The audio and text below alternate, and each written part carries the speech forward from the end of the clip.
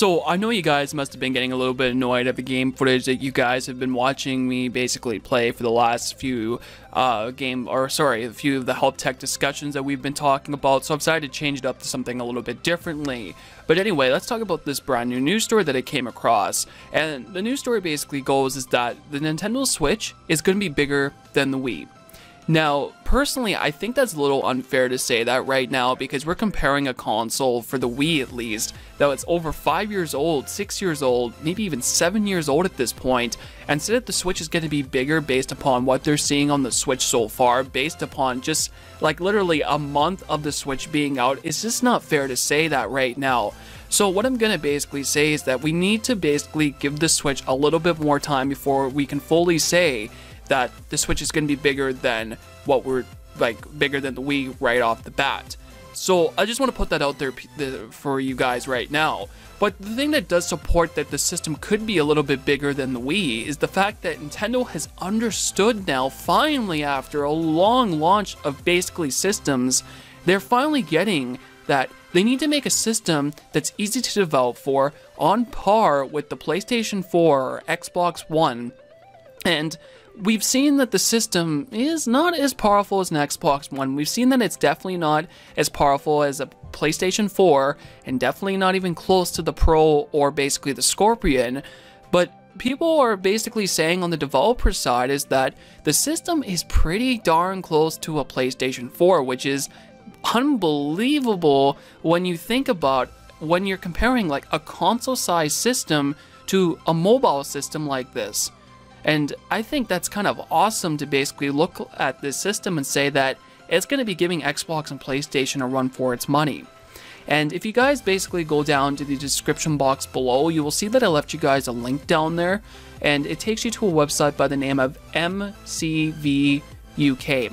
And this particular website basically got hold of some of the indie developers, and they basically told this particular group, media group I should say, that the Switch is easy to develop for. Nintendo's finally getting with it from, they've learned their lesson from the Wii U, and they've learned their lesson from the 3DS, and they're definitely making things easier for them to get their content onto Nintendo's platform.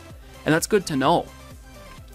If you read into it, it is a really interesting news article, but like they said, the Switch is really close to power when it comes to PlayStation 4 versus Xbox One. And a lot of people are going to be wondering this in the near future, and I'm probably going to do a whole separate video on it all alone, is the Scorpion going to bring some competition to Nintendo a little bit? Is it going to start to affect sales numbers for Nintendo? And that's something that I'm really interested to take a look at in the near future. But is the Switch perfect as a system right now? I personally don't think it's worth what Nintendo wants it to be right now, because honestly, it's missing some really big key features right now, unfortunately.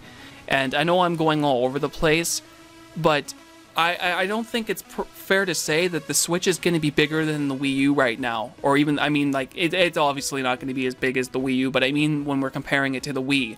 Because the Wii was a pretty functional system when it first came out. The Switch is also, but it's missing some really key features that are standard in most consoles. And I think personally what needs to happen right now is that Nintendo really needs to refine their online system right now. It's good right now. Like when I played Splatoon online, it had no hiccups, which really surprised me with everyone that was about to be online and stuff.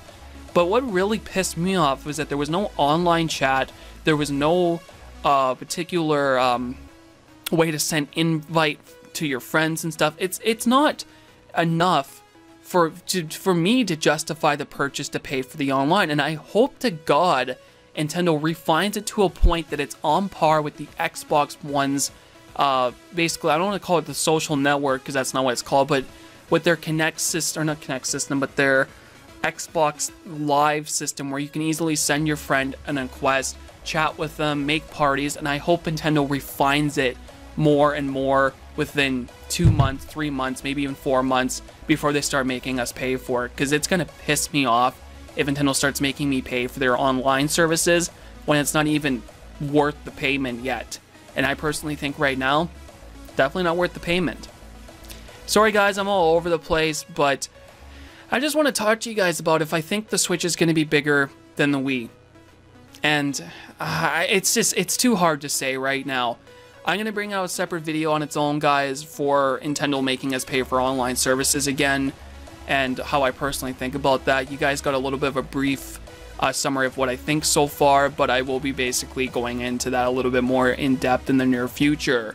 One thing I also wanted to basically bring to you guys in this video as well is that if you guys are interested in live streaming with me, guys, I've sent many YouTubers that are kind of doing the same thing I'm currently doing, talking about NVIDIA's little fuck up that just basically went down.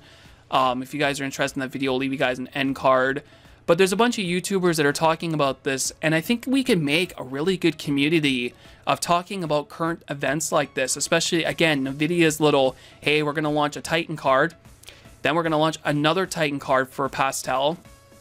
And when I look at Titan, and I already mentioned this in the video, I look at Titan as the best of the best you can get for that card, or that chip series. And NVIDIA kind of went, fuck you guys, and basically said, hey, yeah, you know that Titan card you bought for basically Polaris?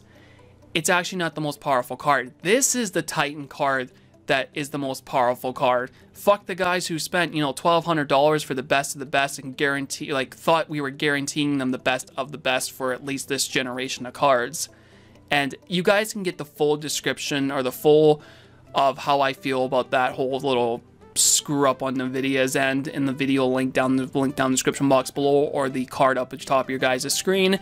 But hey guys, if you guys are interested in getting in live streaming with me and something kind of like that, let me know down in the comment box below, or send me a private link, or send me a private message through the link that I left you guys down in the link down in the description box below.